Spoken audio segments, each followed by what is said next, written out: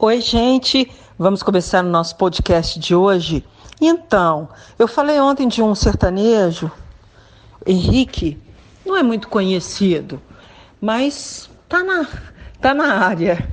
E ele estava fazendo uma live e ele foi assaltado. A casa dele foi assaltada na hora que ele estava fazendo a live. Ele ficou desesperado, largou tudo e saiu correndo. Bom, agora hoje é outra notícia esquisita, assim, uma notícia ruim. O cantor Anildo Ribeiro Moraes, conhecido como Serraninho, da dupla Fred e Flávio, sofreu um infarto fulminante na noite desta segunda-feira, poucas horas após fazer a live dele, publicada na página oficial da dupla no Facebook. Lembrando, Fred e Flávio, o nome da dupla. A morte foi anunciada por um dos filhos do cantor, na própria página, em sua página na rede social, abre aspas, venho por meio deste avisar a todos os amigos e colegas o falecimento do nosso querido Fred, conhecido por grande maioria ainda como Serraninho, em uma dupla no passado. Segundo o anúncio, o Serraninho não resistiu ao infarto. O velório dele e o sepultamento aconteceram já em Ponte Serrada, em Santa Catarina, na última terça-feira. Abre aspas, ainda não estamos acreditando que isso está acontecendo, estamos todos de luto. Fred era uma pessoa incrível, de coração enorme, não há palavras para descrevê-lo, foi o cara que eu e meus irmãos tivemos a honra de chamar de pai e será eternamente lembrado por todos nós. Que loucura isso, né? Que notícia péssima, né, gente? Cá pra nós. E o ator Murilo Rosa, ele viu a postagem do Lima Duarte falando que o Flávio Migliaccio teve muita coragem, que ele não teria tanta coragem. Mas ele deu a entender que ele também está chateado, deprimido. E aí o Murilo Rosa deve ter lido a reportagem e mandou uma mensagem para ele, abre aspas, precisamos de você. Murilo Rosa ficou chocado com o vídeo que Lima Duarte gravou para dizer que compreende e admira a coragem de Flávio Migliaccio, que foi encontrado morto no sítio dele na última segunda-feira. E abre aspas, meu Deus, estou impactado com esse vídeo. Só o Lima Duarte, esse grande ator, esse grande cara, é capaz de humanizar, de aprofundar com total clareza um assunto tão triste e tão relevante. Chorei, Lima. Você sabe o quanto é genial, você sabe da sua importância para todos nós, escreveu o Murilo Rosa. No vídeo de quase 5 minutos que o Lima Duarte gravou, eu falei isso aqui no podcast, ele disse que Flávio Migliaccio fez uma linda viagem e se dedicaram ao trabalho com paixão, mas sofreram muito durante a ditadura e agora quando sentimos o hálito putrefado de 64, o bafo terrível de 68, agora 56 anos depois, quando eles promovem a devastação dos velhos, não podemos mais. Foi o que o Lima Duarte escreveu. Aí pegou pesado, o Murilo Rosa ficou muito preocupado e ele lembrou das vezes que trabalhou com o Lima Duarte e pediu para o ator ter força. Mais uma vez, abre aspas, precisamos de você aqui agora mais do que nunca, meu amigo. Você pode ter certeza que depois de conviver com você, observar o seu talento e ver a dimensão do homem que você é, eu jamais irei lavar as minhas mãos com sangue. Estamos juntos. É isso, escreveu o ator Murilo Rosa. Lamentável, né, gente? A situação das pessoas idosas no Brasil. Eles mandam os idosos ficarem em casa, só que os idosos no Brasil se aposentam com o mínimo do mínimo. Então, dinheiro que não dá para eles sobreviverem, eles precisam continuar trabalhando. Só que eles começam a ser cada vez mais rejeitados, cada vez mais empurrados para o canto. E talentos como Flávio Migliaccio, como Lima Duarte, um cara fantástico, é inadmissível que ele esteja sofrendo dessa maneira como o Flávio estava sofrendo também. Tanto que ele disse, eu compreendo você, meu amigo. Quer dizer, eu te compreendo, eu sinto o que você estava sentindo. Triste. Vamos para outra notícia. Gente, os artistas, os famosos, eles estão desesperados. Todo mundo tem casão, né? Todo mundo tem empregados. Então a Thaís Araújo, eu já até comentei aqui várias vezes que a Thaís Araújo caiu exausta e falou: meu Deus, eu não sabia que minha casa era tão grande. Agora sai outra notícia sobre os famosos reclamando da trabalheira que é limpar uma casa. É bom que agora eles começam a dar mais valor, né, aos empregados domésticos, às empregadas, às faxineiras, né? Então, com os empregados dispensados por conta da pandemia, do corona, alguns famosos estão suando para dar conta da limpeza da casa. Muitos ficam perdidos, eles não sabem nem onde encontrar os produtos de limpeza e estão reclamando do cansaço. Eles não estão dando conta. Mayara Card contou no seu Instagram que sofreu para fazer uma faxina no seu apartamento gigante. Ela e o ex-Arthur Aguiar pagavam 5 funcionários para cuidarem da casa. Agora está todo mundo de quarentena e sobrou para eles, né? Agora eles separaram, sobrou para ela. Ou ele, não sei quem vai ficar com o apartamento. Bom, após passar pano e o marido aprender a usar o aspirador de pó, a ex-BBB desabafou nos stories, abre aspas: estou morta, uma bagaceira, estão doendo todos os músculos que eu nem sabia que tinha. Até da vulva, reclamou ela, que perdeu um bom tempo procurando água sanitária porque não sabia onde era guardada. Bom, Adriane Galisteu também precisou colocar a mão na massa e a apresentadora fez limpeza caprichada na casa. De tanto esfregar cada cantinho, ela ficou com bolha nos dedos das mãos, abre aspas. Eu tô rindo porque eu tô achando graça desse povo rico, cheio de empregados, tendo que trabalhar. Vocês estão vendo uma bolha que levantou? Olha o meu dedão, outra bolha de faxina. Bora faxinar, povo, afirmou ela. Bom, Simone da dupla com Simária também entende bem as colegas famosas. Ela confessou que ficou destruída após tirar o dia para fazer uma faxina. Suas mãos também ficaram machucadas. Abre aspas, disse Simone, estou acabada. O que eu limpei essa casa, limpa a casa o dia todo, só falta limpar o deck. Lá atrás também. Vai pelo menos 3 horas da minha vida para limpar aquele deck. Para não dizer que não limpei, olha os calinhos, aí mostrando os calos nas mãos. Para dizer, olha os calinhos para limpar a casa, mostrou a artista. Gente, eles estão desesperados, porque agora eles que estão tendo que limpar. Mas garanto para vocês que tem muita gente rica que estão trazendo os empregados de volta porque não estão dando conta do recado. Tá achando que é mole, né? Pois é, não é mole não. É um serviço pesado. E eu fico por aqui com essa notícia, mas vamos mudar de assunto. Gente, os amantes do cinema, pessoal que gosta aí de filme de gangster e filme de histórias também, porque não deixa de ser uma história real. Então, para quem gosta, vem aí um filme novo que vai contar a história, a cinebiografia de Al Capone, o maior gangster da história dos Estados Unidos.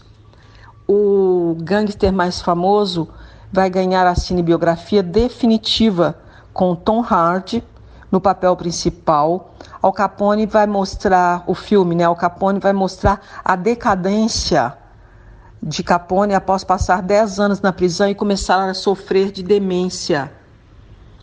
Para quem gosta desse tipo de história, inclusive, como eu falei, história real, o maior gangster da história dos Estados Unidos até hoje, o longa será dirigido por Josh Trank, aquele mesmo responsável pelo criticado Quarteto Fantástico, mas isso não significa que não vai fazer um bom filme.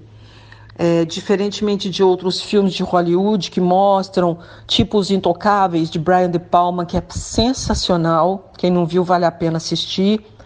O longa não vai se concentrar em mostrar o Al Capone no vigor da vida, nos tempos de chefe do crime, né, do gangster famoso. O filme vai mostrar numa outra versão a fragilidade do criminoso, o ser humano, né? Todo ser humano tem fragilidades. Acompanhando os seus últimos anos de vida, o filme vai mostrar acometido de várias doenças após um longo período cumprindo prisão por evasão fiscal, sofrendo com a demência.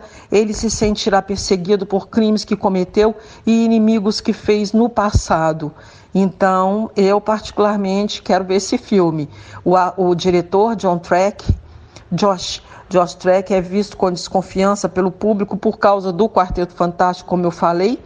Em sua conta no Twitter, no ano passado, o diretor admitiu os erros que ele cometeu, né, com o super-herói, com o filme, e afirmou que evoluiu muito por causa disso. Abre aspas, ele disse, o diretor: "O fracasso foi um presente. Ele me forçou a andar por um caminho honesto.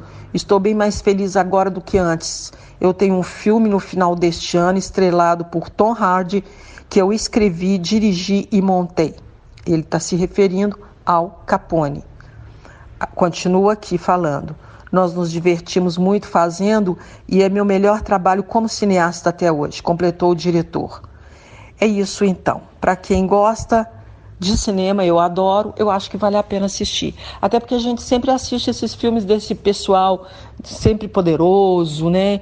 Mandando, desmandando, mandando matar, mandando roubar, fazendo isso e aquilo, torturando, e de repente vem um filme que vai mostrar exatamente um outro lado dessas pessoas que a gente sempre viu como grandiosas, mesmo sendo do mal, mesmo sendo grandes criminosos. Então, Al Capone, com a sua cara verdadeira, depois da prisão. 10 anos preso, hein? Bicho pegou pra ele. Então, vamos mudar de assunto? Então, gente, ontem eu falei sobre o namorado do Gugu, que também entrou na justiça pedindo indenização, porque tem muitas provas de que os dois tinham um relacionamento há pelo menos 8 anos. Então, agora a notícia de hoje é que o advogado da Rose Miriam de Matteu, que também quer mostrar que era mulher do Gugu, mãe dos filhos dele, lutando na justiça para ter uma união estável reconhecida, assim como o namorado também está lutando para ter a união estável reconhecida. Então, são duas pessoas, um homem e uma mulher, tentando a mesma coisa. Bom, com isso, ter acesso à herança, né? Ela quer ter acesso à herança, e causou um desconforto muito grande entre ela e os filhos, os próprios filhos, que são do Gugu também. Nesse meio tempo surgiu o nome do Thiago Salvático, né? Que eu falei aqui. O Thiago é o cara que se diz namorado do Gugu, com provas, datas de viagens, fotos de viagens de pelo menos 8 anos. E sem contar que eles tinham um apelido, um chamavam de Pastel, o outro chamava o Pastel com X, Pastel. E o outro chamava o outro de Gostinha. Gostinha. Era o apelido que eles se chamavam, segundo o Thiago, o chefe de cozinha, que entrou na disputa também e quer ter reconhecimento da sua relação. E isso prejudica a situação da Rose Miriam também. Bom, o advogado da Rose se pronunciou, o Nelson Williams, por meio de um comunicado. Primeiro, ele afirmou que o processo de Thiago está em segredo de justiça, mas não deixou de comentar as recentes tentativas dele, do Salvático, de tentar ter um relacionamento reconhecido. Nelson primeiro opina que esse é mais um episódio que expõe a família e a reputação do apresentador. Não tive acesso ao processo, mas de antemão pergunto: o relacionamento era público, contínuo e com o objetivo de constituir família? Segundo o Thiago, sim. O advogado continuou dizendo: não é possível sequer saber se realmente houve um relacionamento, porque não me consta que Gugu se assumisse homossexual, admitindo-se que houve um relacionamento que não de amizade, o que é questionável. A justiça tem parâmetros bem definidos para ponderar esses fatos. Olha, gente, isso aí, eu vou falar para vocês, tem que esperar, né? A única coisa que resta é esperar, porque a justiça demora para resolver esses casos, mas é complicada essa história aí, hein? Complicadíssima. A Rosemíria e o outro, né, o Tiago, a Rosemíria falando que tinha uma relação estável com o Gugu, o Tiago também.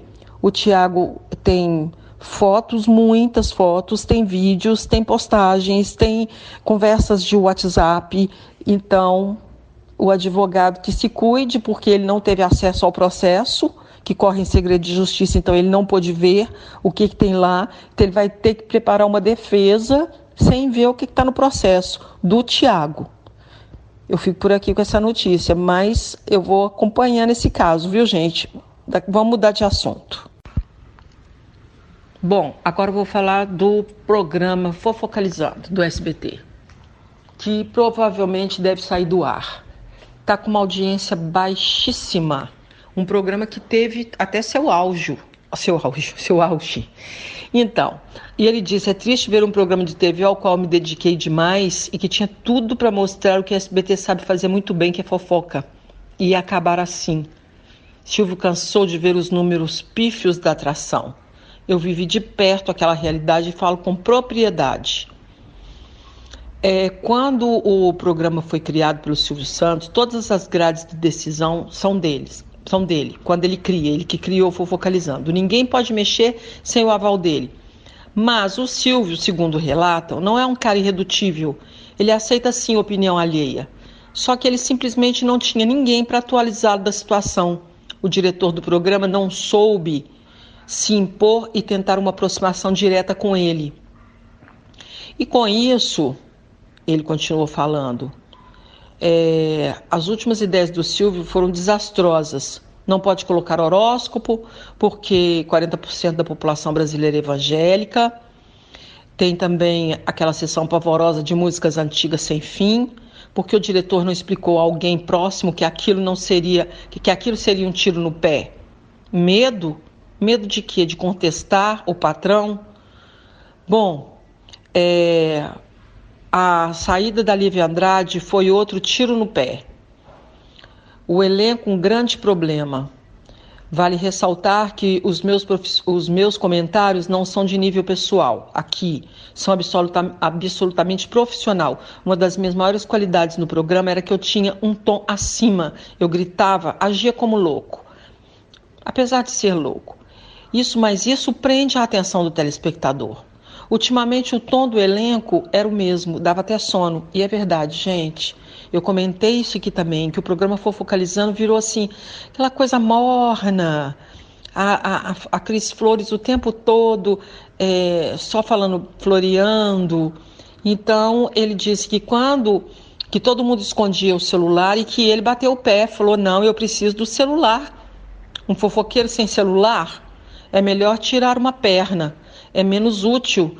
Bom, eu também acho, eu trabalho o tempo todo com o telefone na mão. Outro problema, faltava um contraponto decente. As discussões não rendiam, só quando eram relacionadas à moral e aos bons costumes. Mara era cheia de regras. O telespectador, por mais velho que seja, ele gosta de saber o que o jovem está pensando. O Fofocalizando poderia ser um programa moderno, contemporâneo, poderia até não ter o exclusivo, mas jovens sinalizando um movimento das ruas, traria ao ar do SBT alguma coisa mais jovial. Lívia era alegria, mesmo muitas vezes ficando em cima do muro. Ao assisti-la, dava vontade de abrir um largo sorriso. Puni-la da maneira como ela foi punida foi muito triste de ver. E é muito triste de ver o fim do Fofocalizando. Finalizou ele, porque o Fofocalizando, como eu falei, provavelmente deve sair do ar, a não ser que eles façam uma grande revolução com o programa, o que eu acho muito difícil de acontecer, e mude tudo isso. Mas os números são cada vez mais baixos na audiência do Fofocalizando. Tanto é que a Sônia Abrão ganhou muita audiência com essa quarentena, e talvez porque ela está fazendo exatamente o que o Fofocalizando fazia e parou de fazer. o Fofocalizando é jogando flores. E a Sônia Abrão vai direto no assunto, critica, bota na geladeira, põe no tapete vermelho, faz aquelas coisas dela lá com aquele pessoal que fica com ela. E se deu bem, porque a audiência dela foi lá em cima, e com isso o Fofocalizando só descendo ladeira abaixo. Então, aguardem, porque vai ter uma grande mudança no Fofocalizando, ou ele deve sair do ar a qualquer momento. E vamos mudar de assunto. Bom, gente, um outro assunto é o seguinte: está circulando na internet, em vários grupos, inclusive, uma foto do apresentador Siqueira Júnior, o titular do programa Alerta Nacional, em tratamento contra o coronavírus. A imagem que aparece, que está circulando na internet, mostra o Siqueira numa cama, com uma máscara de oxigênio, e assustou os seus fãs, que ficaram apavorados quando viram a situação do apresentador. Na coluna do Léo Dias, após receber a imagem, ele procurou entender a situação de saúde do jornalista da Rede TV. E a publicação dessa imagem foi autorizada pela assessoria de imprensa de Siqueira. De acordo com o assessor Wallace Bruno, o registro fotográfico não é recente. Abre aspas, pela foto deve ser da semana passada, disse ele. Bom, o Wallace diz que Siqueira já passou o pior período da doença e se recupera bem em casa. E que a imagem que viralizou, né, como eu falei, é uma imagem antiga. Ele está bem, disse o Wallace, já passou o período da doença mais pesado, mas segue se recuperando. O Siqueira não estava usando respirador, gente, apenas uma máscara de oxigênio, porque estava ficando muito cansado.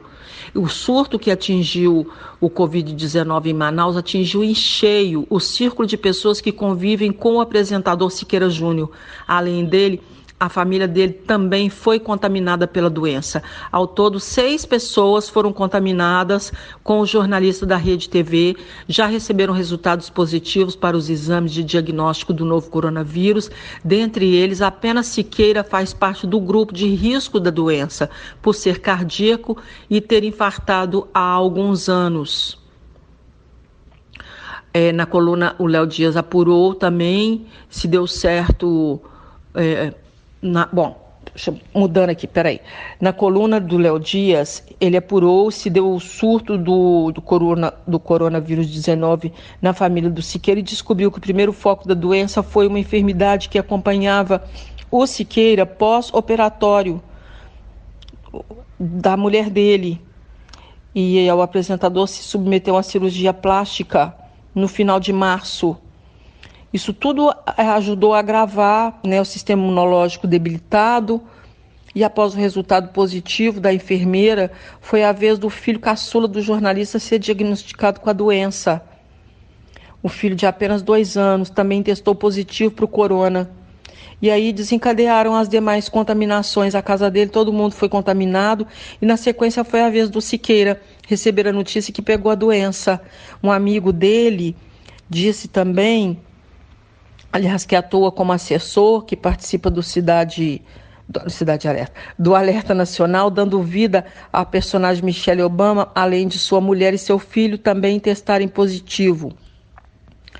Bom, então é isso. O Siqueira Júnior está se recuperando. Ele não estava usando um respirador que assusta todo mundo.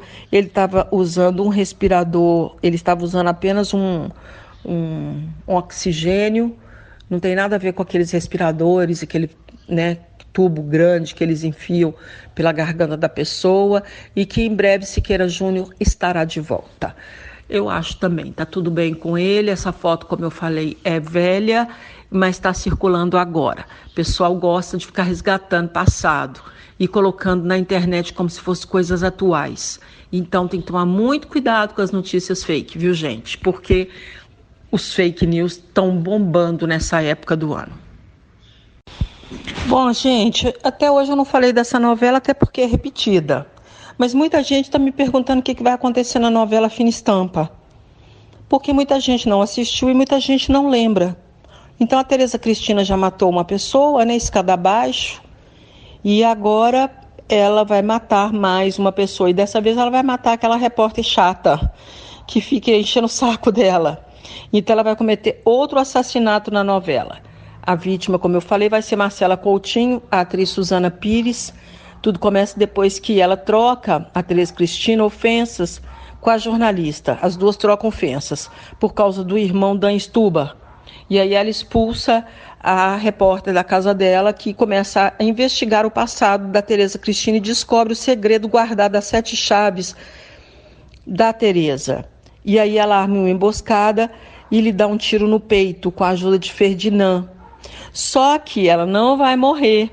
E aí a Tereza Cristina invade o hospital e mata a repórter sufocada.